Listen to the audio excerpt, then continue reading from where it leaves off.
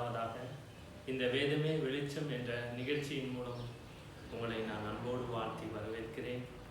கர்த்தருடைய வார்த்தைக்காக சங்கீதம் 18ஆம் அதிகாரம் 28வது வசனம். தேவரீர் என் விளக்கை ஏற்றுவீர், என் தேவனாகிய கர்த்தர் என் இருளை வெளிச்சமாக்குவீர். பாருங்க, ஒருத்தருடைய வாழ்க்கையில இருள் எந்த நிலைமையிலனாலும் வரலாம். அது கடன் பிரச்சனையாக இருக்கலாம், இல்லை பிசாசின் பிடி, இல்லை வீட்டில் ஒரு சமாதானம் இல்லாமல் ஒரு இருள் நிறைந்த ஒரு வாழ்க்கையில் நம்ம ஒவ்வொருவரும் ஏதாவது ஒரு இருளில் சிக்கி கொண்டு இருக்கிறோம்.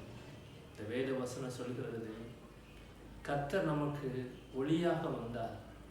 ஏன்? நம்ம வாழ்க்கையில் சில இருளை நீக்குவதற்காக. ஒரு மனிதன் வெளிச்சத்தில் நடப்பதற்கும் இருளில் நடப்பதற்கும் நிறைய வித்தியாசம் உண்டு. இந்த இருளை கடந்து போக பல மனிதர்கள் தடுமாறிக்கொண்டு இருக்கிறாங்க. எப்படி கடப்பது என்று தெரியாமல். தேவனுடைய பிள்ளைகளை நம்மளுடைய வாழ்க்கையில் ஒரு அடுத்த கட்டத்துக்கு போக முடியாத அளவுக்கு சில இருள் நிறைய பேருடைய வாழ்க்கையில் கட்டி போட்டு கொண்டு இருக்கிறது.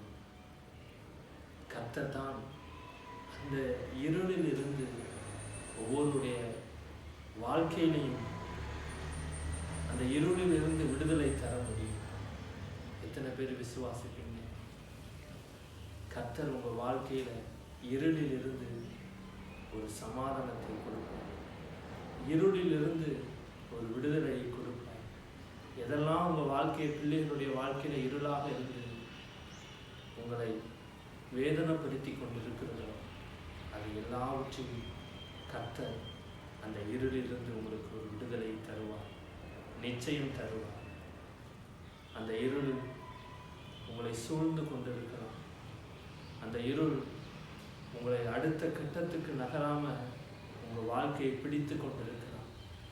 என்ன செய்வதென்று நீங்கள் கலங்கி கொண்டிருக்கலாம். அநேகருடைய வாழ்க்கையில இந்த இருளின் தாக்கத்தினால முன்னேற முடியாம, இதுதான் நம்மளுடைய வாழ்க்கையா, இதுதான் அப்படின்னு சொல்லி தவறான முடிவுக்கு கூட பிசாசு கொண்டு போய் விட்டுகிறான். அதிலிருந்து நிச்சயம் கர்த்தர் உங்களை விடுதலையாக்குவார். இந்த இருள் சூழ்ந்த வாழ்க்கையிலிருந்து உங்கள் எதிர்காலத்தை அவர் வெளிச்சமாக மாற்றுவார்.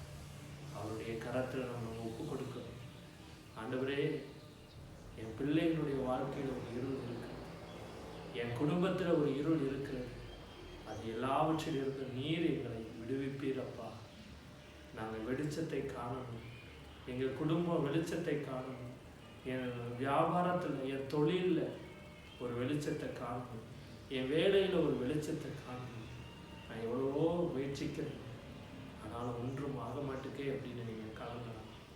கர்த்தர் நிச்சயம் உங்கள் வாழ்க்கையை வெளிச்சமாக மாற்றுவார்.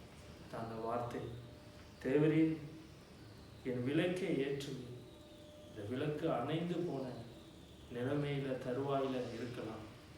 அந்த விளக்கை கர்த்தர்